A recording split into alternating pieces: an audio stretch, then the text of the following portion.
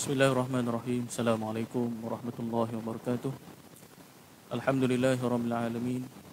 Wassalatu wassalamu ala asyrafil mursalin wa ala alihi wa sahbihi ajma'in. Allahumma iftah alaina hikmataka wanshur alaina min khazain rahmatika ya arhamar rahimin. Rabbi shrah li sadri wa yassir li amri wahlul 'uqdatam min lisani yafqahu qawli. Alhamdulillah, pertama kali kita bersyukur kehadrat Allah Subhanahu Wa Taala di atas limpah kurnianya dapat kita bertemu kembali dalam siri kuliah secara online sempena ihtifal Maulidur Rasul sallallahu alaihi wasallam peringkat Pusat Islam Universiti Sains Malaysia. Tuan-tuan dan puan-puan sidang hadirin yang dirahmati Allah Subhanahu Wa Taala, anak susah nak belajar. Inilah tajuk yang akan disampaikan oleh penceramah kita pada pagi yang mulia ini. Penceramah kita yang mulia pada pagi ini ialah Puan Tasha American. Beliau merupakan seorang pendidik di NGO Bol Penang. Beliau telah berkhidmat di NGO tersebut bermula semenjak tahun 2015 lagi. Sebelum itu beliau telah terlibat dengan NGO wanita dan kanak-kanak selama 9 tahun secara sepenuh masa sebelum beliau berpindah ke NGO Bol Penang. Jadi tanpa buang masa, saya ingin menjemput yang berbahagia Puan Tasha American untuk menyampaikan ceramah beliau yang bertajuk Anak Susah Nak Belajar. Falyatafaddal mashkura. Silakan.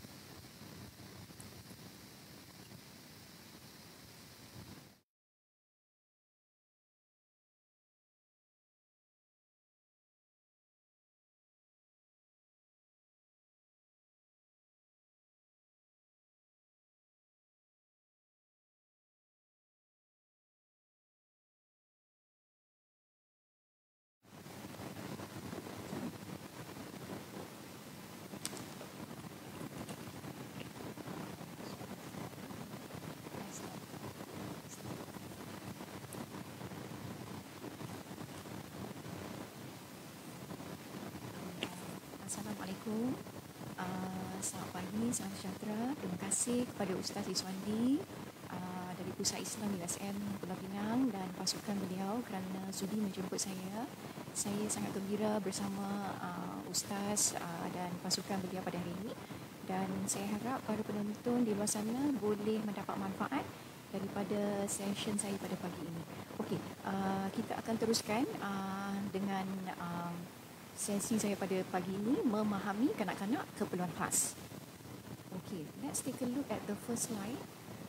Apa itu masalah belajar? Para penonton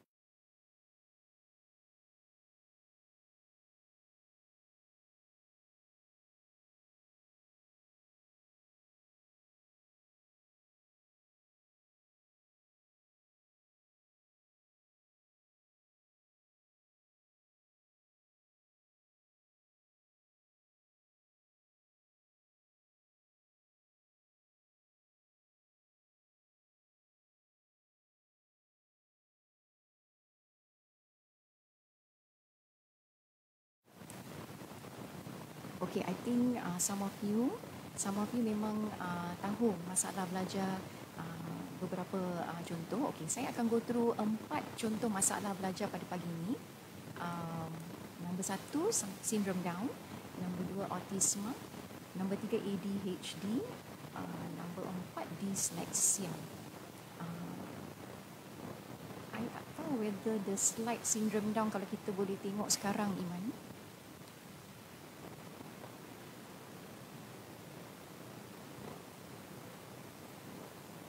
Okay, yes. Saya akan cover Down syndrome dulu atau syndrome Down.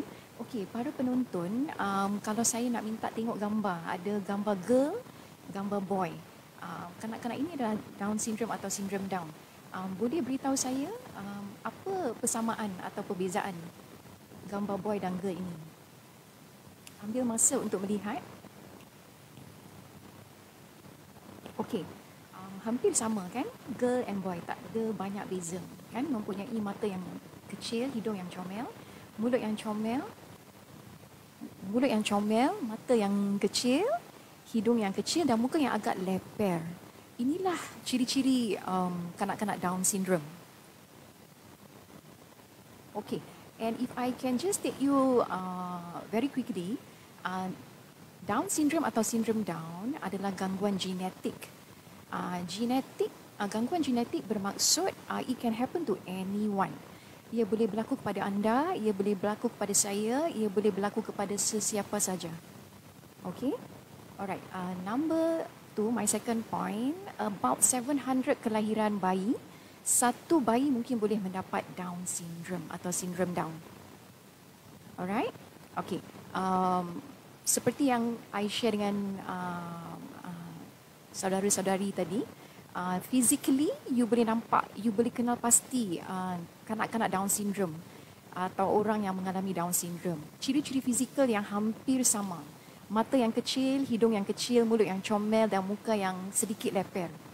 Okey? Okey, ujian darah. Para pendengar di luar sana, para penonton di luar sana, okey, kepada ibu yang mengandung, especially kalau usia ibu 35 tahun ke atas.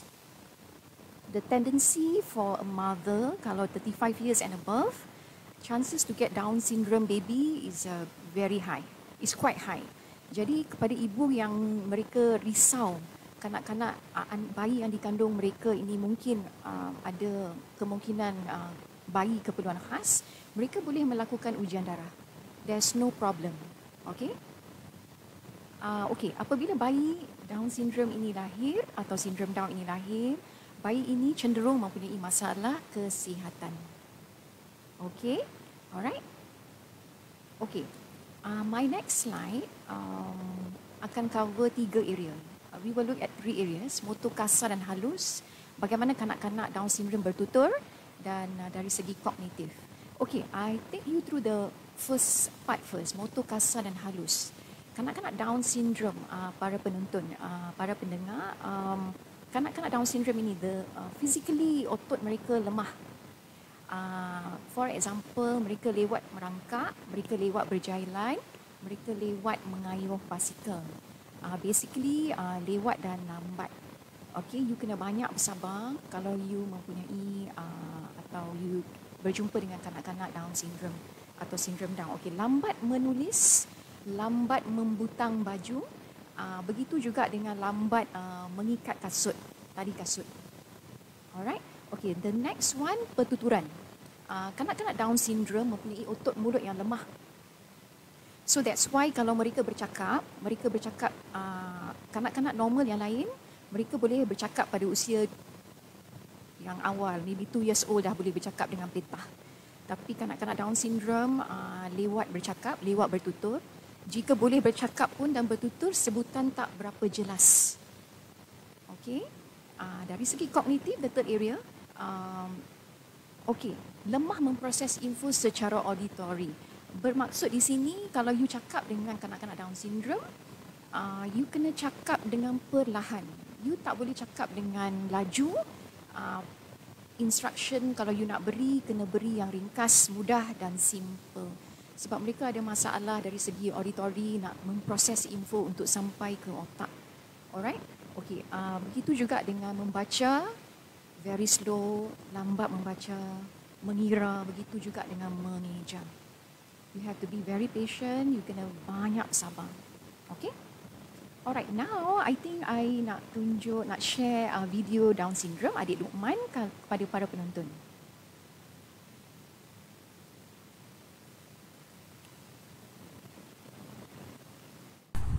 Hai, Assalamualaikum. Saya Muhammad Luqman Nazim dari Seberang Pulau Pinang. Ingin mengucapkan kepada semua Happy World Down Syndrome Day. Hip hip hooray! Hip hip hooray! Hip hip hooray! Enjoy! Bye!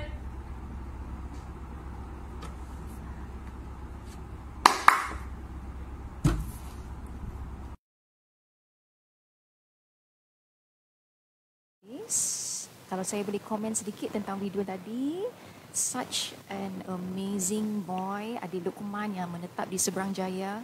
Kalau anda melihat YouTube beliau, Dari awal sudah mendapat intervensi oleh ibu bapa, telah menghantar adik Luqman melalui banyak program intervensi, and look how confident he was.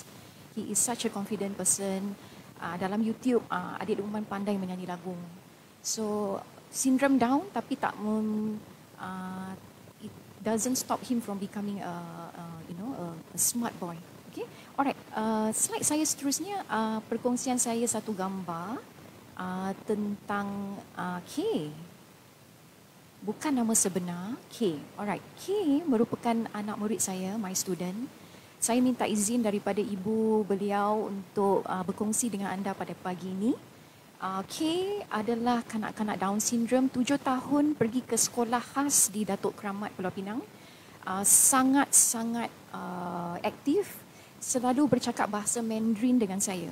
Kami berkomunikasi dalam bahasa Mandarin, saya tak faham bahasa Mandarin, tetapi beliau bercakap dengan saya dalam bahasa Mandarin. Dia hadir ke BOL, di pusat BOL NGO untuk menghadiri sesi bahasa Malaysia saya. Tak mengganggu kami langsung walaupun saya tak faham bahasa Mandarin. Alhamdulillah, melalui banyak program intervensi yang dilalui K sudah mula boleh panggil nama saya. Hari ini K boleh panggil saya Cikgu Tasha. And with that, I feel very, very happy. Walaupun dia tak boleh cakap bahasa Malaysia dengan banyak, tapi memanggil nama saya sudah cukup menggembirakan saya. Okey? Tajuk yang seterusnya, ibu bapa, para penonton di luar sana, I nak cover dengan you tentang autisma. Let us take a look tentang autisma atau autism. Di Pulau Pinang, saya rasa dah ramai orang tahu tentang topik ini. Orang Pinang memang sangat dari segi kesedaran very berminat dengan tajuk ini. Di Malaysia juga, di negeri lain di Malaysia juga. Jadi kepada anda yang mungkin first time mendengar autisma atau autism, let us go very quickly. Apa itu autisma? Autisma adalah gangguan dalam fungsi otak. Hampir 70 kanak-kanak, satu kanak-kanak boleh mendapat autisma atau autism. Lebih ramai di kalangan kanak-kanak lelaki mendapat autisma berbanding kanak-kanak perempuan. And this one is research, kajian. Para penonton, para pendengar boleh Google untuk mengetahui dengan lebih lanjut tentang kajian ini. Didiagnos oleh pakar. Alright, autisma atau keperluan khas perlu didiagnos oleh pakar. Elok didiagnos oleh pakar untuk kita mengesahkan sama ada anak kita atau murid kita mengalami autisma. Sebagai ibu bapa atau guru, kita mungkin boleh mengesyaki kanak-kanak kita atau murid kita mengalami autisma, tapi seeloknya selepas kita mengesyaki, kita rujuk dengan pakar untuk mendapat pengesahan. Let us take a look at the 3 areas autisma. Komunikasi, bagaimana kanak-kanak autisma berkomunikasi, bagaimana mereka berinteraksi, socialization, tingkah laku mereka berulangan atau rigid behavior. Yang pertama, komunikasi. Okey, kanak-kanak autisma lazimnya lewat bercakap, lewat bertutur. Kedua, echolalia. Echolalia ni comes from the word echo. Bermaksud apabila you bercakap satu perkataan, dia akan ikut balik. Sebagai contoh, you kata bola, dia akan ikut bola, bola, bola. You cakap ayam, dia akan ikut you. Ayam, ayam, ayam. Dia ada tendency to follow you. Echolalia. Alright. Seterusnya, tidak atau jarang menggunakan ekspresi muka dan isyarat badan. Okey, kanak-kanak autisma memang mereka jarang atau tidak menggunakan ekspresi muka dan isyarat badan. Mereka tidak tahu bagaimana nak menggunakan isyarat ini, and sebab mereka mengalami autisma. Okey, right? Okey, let's take a look at the next one, interaksi sosial. Bagaimana mereka bersosial dan berinteraksi. Okay. Kurang pandangan mata. Pernah tak para penonton, para pendengar di luar sana bertemu dengan seorang kanak-kanak yang tidak melihat mata anda apabila anda bercakap dengan kanak-kanak itu? Alright, okey. Kanak-kanak autisma, mereka kurang memandang mata kita apabila bercakap atau tidak memandang langsung. Alright, seperti di pusat kami di Bol, ibu bapa memang selalu memainkan peranan apabila mereka menghantar kanak-kanak sebelum masuk pusat kami, mereka akan meminta anak autisma ini melihat mata cikgu. Alright, anda boleh berbuat demikian juga dengan anak anda atau murid anda. Kanak-kanak autisma tidak atau jarang berinteraksi dengan orang. They prefer to be alone, play alone, or interact with themselves sebab mereka tidak tahu bagaimana untuk berinteraksi dengan orang. It's very challenging for them untuk berinteraksi dengan orang. Mereka juga tidak berminat, tidak gemar untuk berkawan, bukan kerana mereka tak berminat sebab mereka tidak tahu bagaimana nak bergaul dengan orang. They do not know how to get involved with other people. Alright? Okay. Seterusnya, tingkah laku yang berulang-ulangan atau rigid behavior. Let us take a look. Kanak-kanak autisma, katalah cara mereka bermain yang rigid dan berulang-ulang. Saya bagi contoh, seorang kanak-kanak autisma lelaki, budak lelaki menggemari permainan kereta. Kereta itu ada roda dan dia selalu memutar roda itu dengan jarinya berulang-ulang. Selalu kanak-kanak autisma ini mereka lebih cenderung melihat benda yang berputar. Kalau mereka di dalam kenderaan, di dalam kereta, mereka suka melihat benda yang berputar seperti roda kereta, roda motor ataupun Swiss. Di dalam rumah Swiss di sekolah, mereka sering menekan butang Swiss itu berkali-kali. Fan, kipas. Mereka sering melihat kipas, suka melihat kipas berpusing berkali-kali. Alright? Kanak-kanak autisma tidak suka perubahan. For example, di dalam kelas, kanak-kanak autisma yang sering duduk di atas kerusi yang berwarna kuning di dalam kelas, apabila dia hadir ke sekolah, kerusi kuning dia hilang. Jadi, kanak-kanak autisma ini kalau kerusi kuning dia hilang, dia mungkin akan jadi marah, tantrum, meltdown sebab kerusi kegemaran dia warna kuning telah hilang. Jadi kalau ibu bapa atau guru yang peka dengan kanak-kanak autisma, you akan make sure the kerusi kuning itu selalu ada apabila kanak-kanak autisma ini hadir. Okey. Kanak-kanak autisma juga sangat sensitif dengan suasana persekitaran. I bagi satu contoh kepada para penonton dan pendengar. Murid saya sendiri, seorang kanak-kanak autisma lelaki, tidak suka mendengar bunyi pakcik yang memotong rumput. Bunyi mesin memotong rumput mengganggu beliau dan dia akan menutup telinganya apabila saya mengajar beliau. Ada yang ekstrim, kami terpaksa masuk ke dalam bilik lain. Okey? Alright, inilah perkongsian saya. Seterusnya ada video autisma yang saya ingin kongsikan bersama para penonton.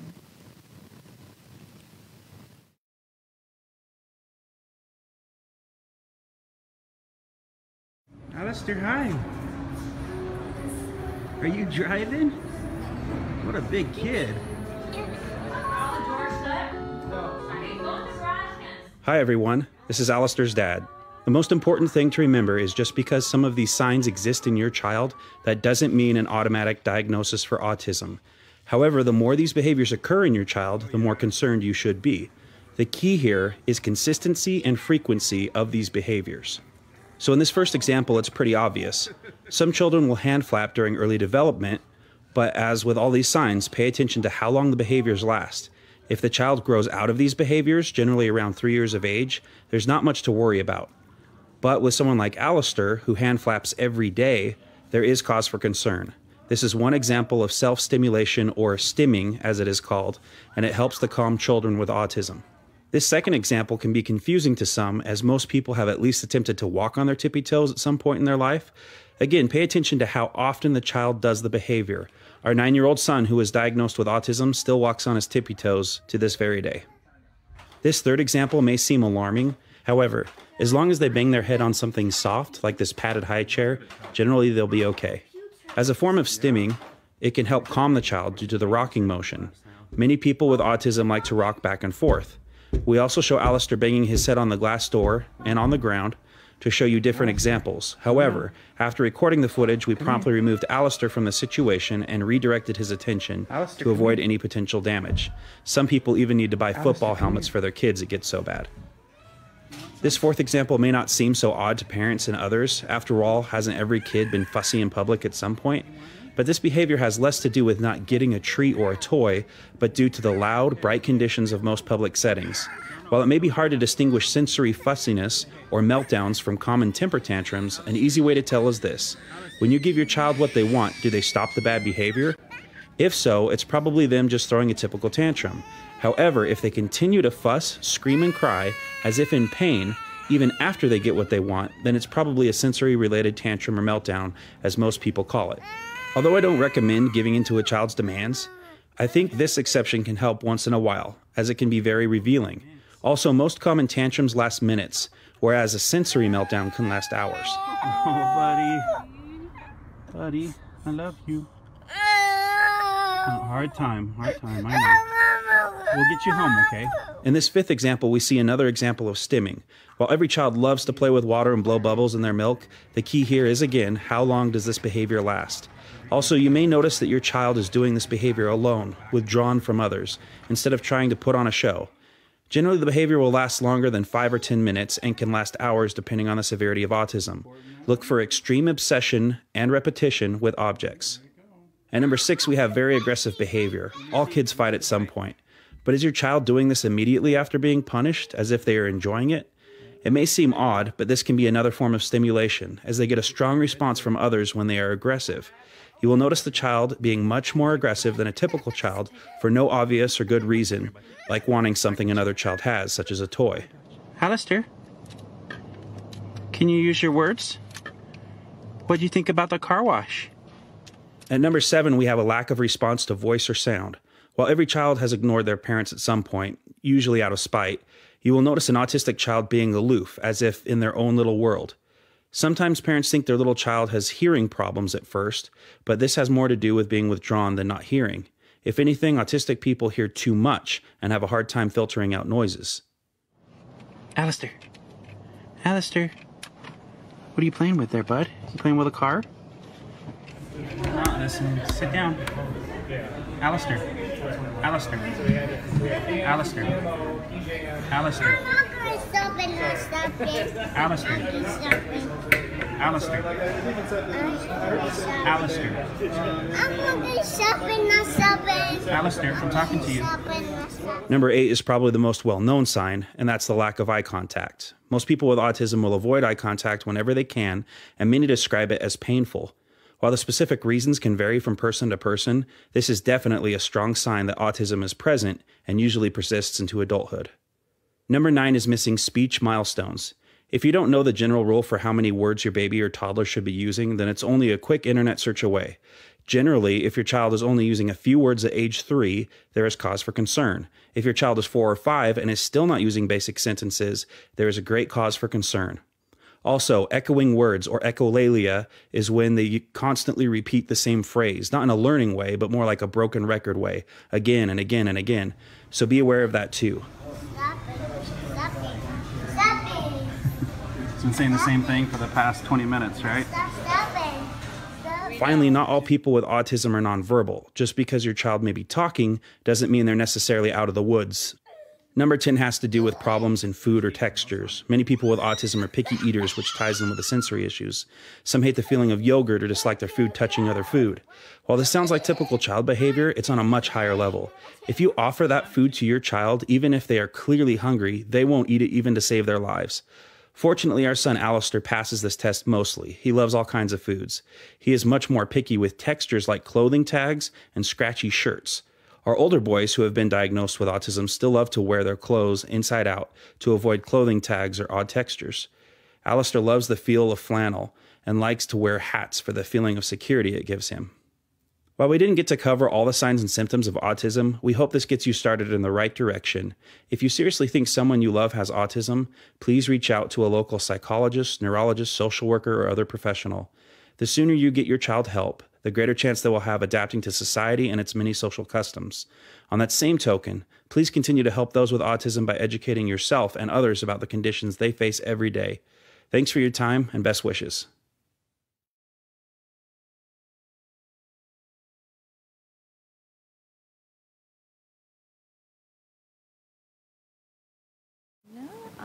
Para pendengar di luar sana mendapat manfaat daripada video ringkas tadi tentang adik Alistair dan keluarganya, kehidupan beliau everyday in his life. I hope you gain something from it. Okay, little bit more about autism. Iman, kalau I boleh share sedikit tentang kekuatan autism. Mereka mempunyai ingatan fakta dengan baik. Okey, kanak-kanak autism mempunyai ingatan yang luar biasa berbanding kanak-kanak normal yang lain. Dari segi fakta, kalau mereka melihat buku, mereka mungkin boleh menghafal buku itu dengan pantas. They are very good in ilmu pengetahuan umum, general knowledge. They are very good. Okey, mereka begitu berbakat juga dari segi seni, music and sukan. Alright, adik, it's not adik. Kirtan Raw, saudara Kirtan Raw Subramaniam, gambar di bawah, merupakan seorang Kirtan Raw has autism. Dia mempunyai bakat yang luar biasa. Gambar yang lukisan beliau belah kanan tu adalah hasil lukisan beliau. Dan bapa Kirtan Raw, bapaknya sangat supportive, telah membuka satu galeri lukisan di Sungai Petani. You can check him out in Google. Kirtan Raw Subramaniam, sangat-sangat berbakat. Next, para pendengar, para penonton di luar sana, saya akan teruskan dengan next masalah belajar, iaitu ADHD atau nama yang sangat panjang, Attention Deficit Hyperactivity Disorder. Okey, ADHD adalah satu gangguan dalam fungsi otak. Hampir 5% kanak-kanak boleh mendapat ADHD. Later, saya akan go through dengan anda masalah dari segi dua aspek ADHD. Kurang daya tumpuan, hyperactive and impulsive. Sekejap lagi. Alright, seperti autism dan keperluan khas yang lain, lebih elok dan wajar kalau mendapat diagnos oleh pakar, especially psychologist. Alright, okay. Slide seterusnya ada 3 area yang akan kita go through together. Kurang daya tumpuan, hyperactive and impulsive. Kurang daya tumpuan. Okey, kanak-kanak ADHD kurang tumpuan perhatian. Okey, mudah beralih perhatian, nampak seperti tak dengar tapi mereka dengar. Okey, saya bagi contoh. Di dalam kelas, apabila guru sedang mengajar, kanak-kanak yang mempunyai ADHD, apabila dia mendengar kapal terbang, for example, kapal terbang lalu di luar kelas, apabila cikgu mengajar, perhatian dia sebab dia tak boleh tumpukan perhatian, tak boleh fokus. Jadi kapal terbang, bunyi kapal terbang lebih digemari beliau, dia akan lari ke pintu atau lari ke tingkap untuk melihat dan mendengar bunyi kapal terbang berbanding mendengar cakap cikgu. Alright, mereka susah nak fokus. Is very very challenging for them. Nampak macam tak dengar. You cakap dengan kanak-kanak ADHD ni di rumah ke atau di sekolah, you nampak macam mereka tak lihat mata you, mereka tak dengar you, tapi sebenarnya mereka dengar. Okay. The next one, hyperactive. Okay. Kanak-kanak ADHD sentiasa bergerak, susah duduk diam dan sentiasa bercakap macam kereta api. Okay. Sentiasa bergerak dan tak boleh duduk diam. Okay. I bagi contoh. Di dalam kelas atau di rumah, saudara-saudari dengan saya mungkin boleh duduk di atas kerusi dengan agak lama, tapi kanak-kanak yang mempunyai ADHD tak boleh duduk di atas kerusi dengan lama. Di bowl, pusat bowl, student saya atau student sahabat saya, kalau duduk, kanak-kanak ADHD duduk di atas kerusi dengan diri dia sekali akan jatuh daripada kerusi itu. It's very common, it's very normal. Kanak-kanak ADHD tak boleh duduk di atas kerusi. Kita ada satu float yang kita beli khas untuk kanak-kanak yang ada ADHD ni. Dia satu float. Kita letak di atas kerusi dan kanak-kanak ADHD lazimnya berminat dengan float ini. Ibu bapa, para pendengar di luar sana boleh check out di Lazada atau Google tentang air float ini. Okey, sentiasa bercakap apabila guru bercakap atau sedang membuat homework atau membuat latihan, walaupun tangan bergerak, mulut pun akan bergerak. Tak boleh berhenti bercakap. Jadi you have to remind them all the time, okay, buat kerja dulu, lepas ni kita cakap. Alright? Inilah kanak-kanak ADHD. Alright, seterusnya impulsif. Ganggu perbualan atau permainan orang lain, susah tunggu giliran, beri jawapan sebelum habis soalan. Okay. Ganggu perbualan atau permainan orang lain. Okey, biasa tak para pendengar atau para penonton di luar sana, kalau you sedang bercakap dengan seseorang, kalau ada murid yang kanak-kanak yang ada ADHD, dia datang dekat, dia sampuk perbualan you. Dia mencelah perbualan you.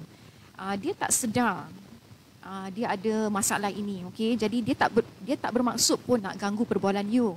Atau kata you tengah bermain permainan, ada kanak-kanak bermain permainan, dia mencelah kanak-kanak lain bermain mainan, dia sebenarnya tak sedar dia ada this problem. Okey, dia bukan sengaja nak mencelah. Okey, susah tunggu giliran. I bagi contoh di kantin lah, di kantin atau cafeteria atau di taman permainan. Kalau kata ada satu barisan yang panjang, long queue. Kanak-kanak yang ada ADHD ni, sebab mereka impulsif, mereka akan potong queue. Alright? Mereka akan, kalau kat taman permainan, kalau nak main seesaw, nak main gelongsor, mereka tak boleh tahan nak tunggu queue, mereka akan potong giliran. Okay? Kalau you nampak, you kena bantu kanak-kanak ini supaya terus beratur. Okay? Dan mereka juga, kanak-kanak ADHD ni sering beri jawapan sebelum habis soalan. Katalah guru atau ibu bapa you nak pergi Giant atau nak pergi Tesco, you tak tanya lagi soalan tu sampai habis, tapi mereka dah jawab, ya, saya nak pergi Tesco. Okey, jawab soalan you tak habis, tapi mereka sebab ada impulsif, mereka akan beri jawapan sebelum you habis soalan. Okey, inilah ciri-ciri ADHD.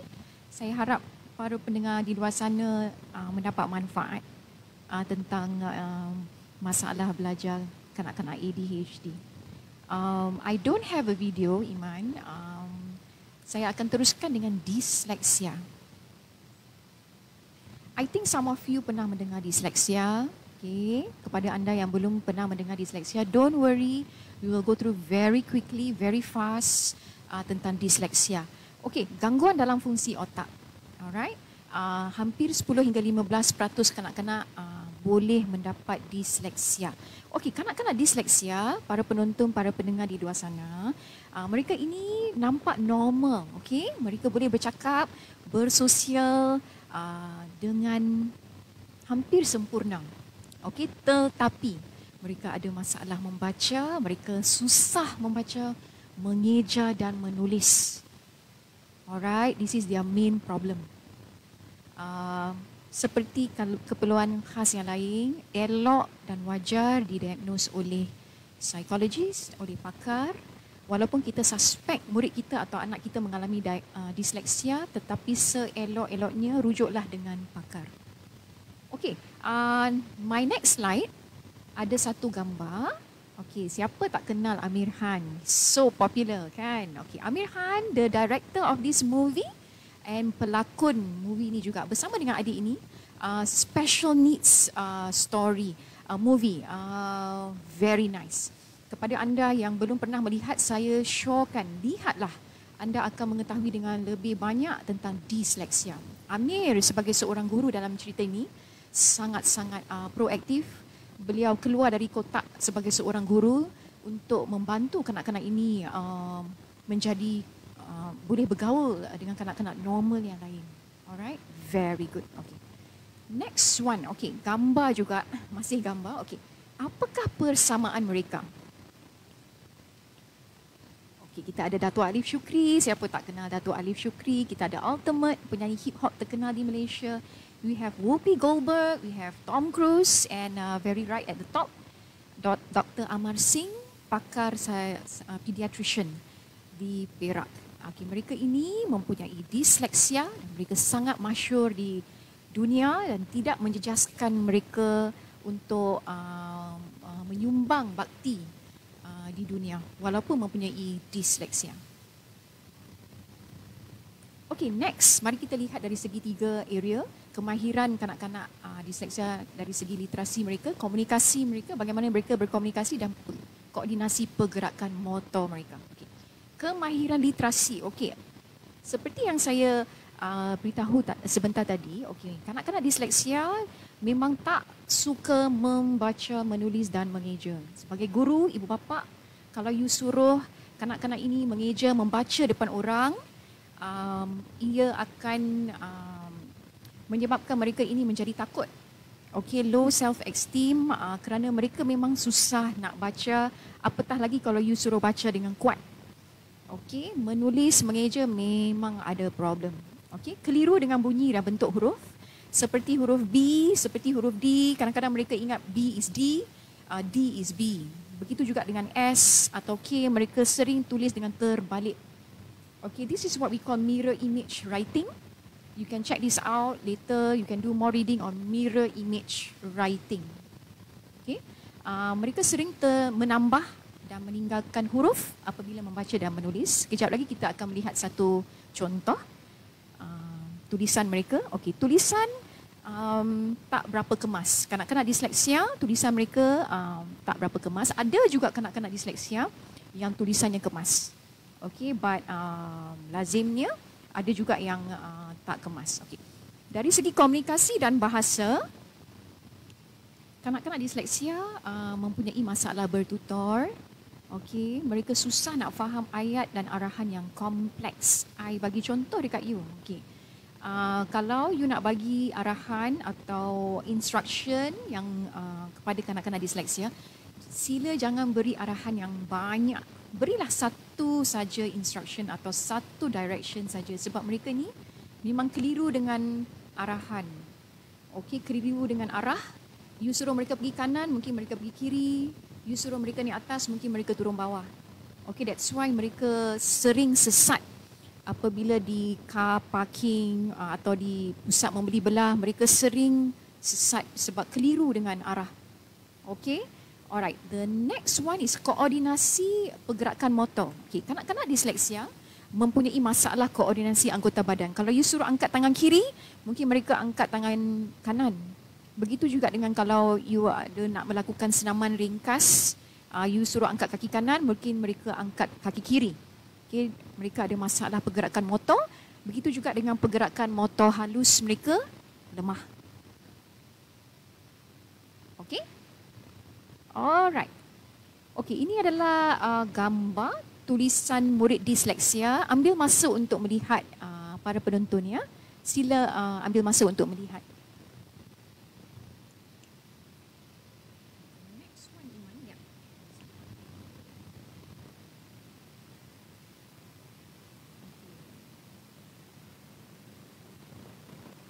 Okey, alright, dah lihat. Okey, saya teruskan ya. Okey. Okey. Soalan saya kepada para pendengar, para penonton di luar sana, boleh tak kita tangani masalah belajar? Sudah pasti boleh. Alright, melalui diagnosis awal, intervensi awal dan kaedah pengajaran yang sesuai, pasti kita boleh membantu kanak-kanak keperluan khas menjadi kanak-kanak yang luar biasa. Alright, gambar di bawah saya kongsikan sahabat saya, rakan sekerja saya, Miss Jess and Miss Komati. Mereka bersama kanak-kanak keperluan khas. Mereka ada teknik mereka sendiri, method mereka sendiri yang very interesting apabila mereka mengajar kanak-kanak keperluan khas. Okay, my next slide. Apabila kita sudah ada diagnosis awal, kita melalui terapi, intervensi pendidikan, pasti kanak-kanak keperluan khas mendapat manfaat yang banyak. Okay, diagnosis seperti yang I share dengan you all tadi, rujuklah dengan psikologis atau psychiatrist. It is very very important untuk mendapat pengesahan daripada pakar. Alright, ia bukan saja penting untuk mendapat pengesahan, tapi membantu ibu bapa, membantu guru untuk lebih faham kanak-kanak keperluan khas. Hantarlah kanak-kanak keperluan khas ini ke terapi dan sesi pemulihan. You boleh hantar ke OT, occupational therapist, dan speech therapist sekiranya perlu. Jangan kita miss the appointment. It's very important for them. Intervensi awal, rujuklah dengan intervensi awal. Di Pulau Pinang ada banyak NGO. Di Pulau Pinang, PDK, Pusat Dalam Komuniti under Jabatan Kebajikan Masyarakat JKM. Rujuklah kanak-kanak keperluan khas ini untuk mendapat intervensi awal. sejak lahir. Alright. Pendidikan, ibu bapa, guru, para pendengar, para penonton di luar sana boleh memilih. Because in Malaysia, kita ada pendidikan khas, kita ada pendidikan inklusif. Kepada anda yang mungkin nak tahu what is inklusif, let me just tell you a little bit about pendidikan inklusif. Pendidikan inklusif ini, alright, adalah kanak-kanak keperluan khas berada dalam setting pendidikan yang ada kanak-kanak normal. Jadi kita tak sisihkan mereka ini daripada sekolah khas, mereka berada dalam satu setting normal bersama kanak-kanak lain, mereka dapat bersaing dengan kanak-kanak lain. Okay, we have Tadika di Pulau Pinang di Malaysia yang ada pendidikan inklusif, begitu juga dengan sekolah kerajaan yang ada pendidikan inklusif which is Arus Perdana. Alright? Okay, kepada anda, para penonton, para pendengar yang mahu dapat manfaat lebih tentang inklusif, sila baca Akta Orang Kurang Upaya, Akta OK 2008. Begitu juga dengan Plan Pembangunan Pendidikan Malaysia, ya booklet warna biru dari tahun 2013 hingga 2025. Bacalah gelombang-gelombang dalam plan pembangunan ini. Okay, that is my slide. I have finished my slide. Kita ada video, saya ada satu video terakhir yang saya nak berkongsi dengan para penonton.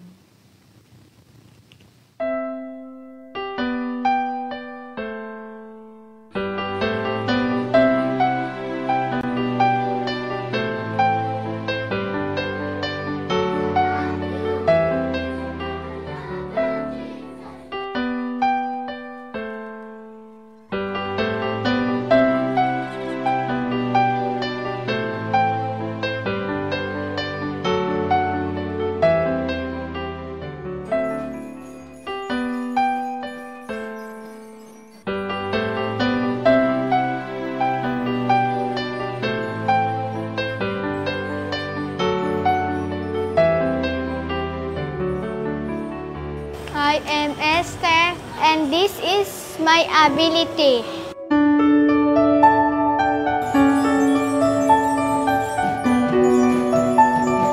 I am Aaron is my ability.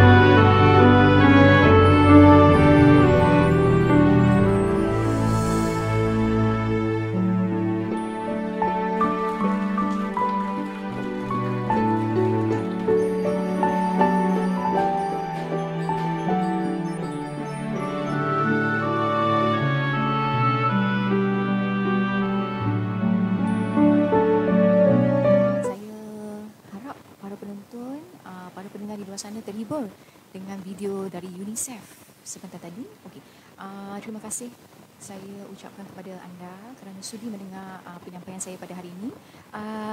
Kru Pusat Islam beritahu saya ada beberapa soalan telah diterima. Boleh email saya bagi alamat email saya sekarang, boldtasha@gmail.com, boldtasha@gmail.com. I ulang, boldtasha@gmail.com. Alright, saya akan cuba jawab soalan anda. Thank you. Just sebelum saya end my session, saya just nak beritahu para penonton, para pendengar di luar sana, BOL NGO sentiasa mengalu-alukan sukarelawan untuk membantu kami mengajar kanak-kanak keperluan khas, khasnya bahasa Malaysia. Jadi sekiranya anda mampu untuk sukarela, menjadi sukarela di pusat kami, sila hubungi saya di alamat email yang saya berikan tadi. Thank you, terima kasih Ustaz Iswandi dan pasukan Pusat Islam kerana memberi saya ruang pada hari ini. Thank you so much, terima kasih.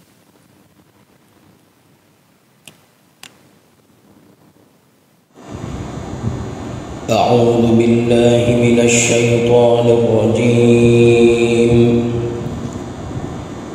بسم الله الرحمن الرحيم ولقد آتينا لقمان الحكمة أن اشكر لله ومن يشكر فإنما يشكر لنفسه ومن كفر فإن الله غني حميد وإذ قال لقمان لابنه وهو يعظه يا بني لا تشرك بالله إن الشرك لظلم عظيم ووصينا الإنسان بوالديه حملته أمه وهنا على وهن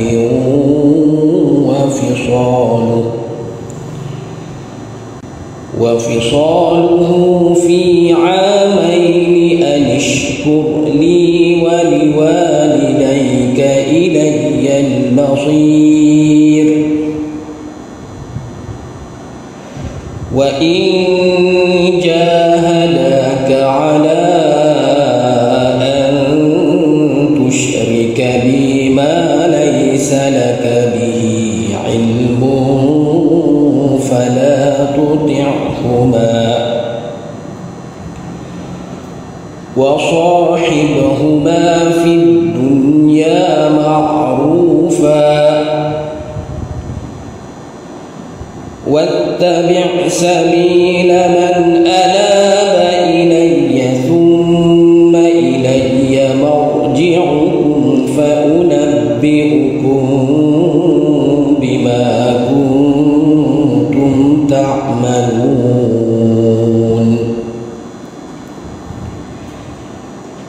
يا بني إنها إن تك مثقال حبة من خردل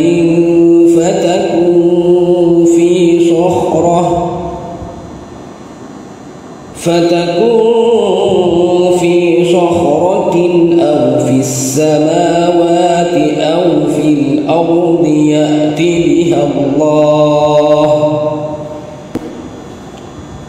إن الله لطيف خبير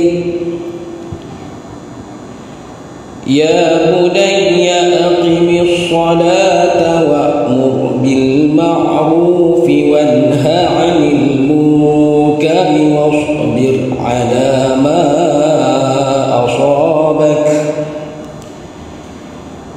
إن ذلك من عزم الأمور ولا تصعر خدك للناس ولا تمش في الأرض مرحا إن الله لا يحب كل مختال فخور واقصد في مشيك واغضض من صوتك إن أنكر الأصوات لصوت الحمير صدق الله العظيم.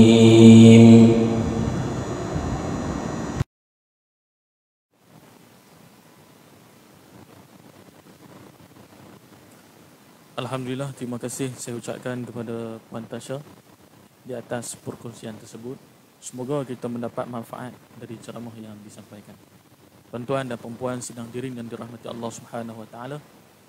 Hari ini kita dah belajar berkenaan dengan 4 ciri kanak-kanak khas, iaitu yang pertama syndrome Down, dan yang kedua autism, yang ketiga ADHD, dan yang keempat disleksia. Keempat-empat ciri ini Puan Tasha dah huraikan kepada kita berkenaan cara mereka yang pertama, cara mereka berkomunikasi, cara mereka interaksi sosial dan tingkah laku bagi kanak-kanak tersebut. Semoga dengan apa yang disampaikan oleh Puan Tasha akan mendapat manfaat dan ganjaran daripada Allah Subhanahu Wa Taala. Terima kasih sekali lagi saya ucapkan kepada Puan Tasha Merican, dan saya akhiri majlis ini dengan wabillahi taufiq wal hidayah. Assalamualaikum warahmatullahi wabarakatuh. Terima kasih.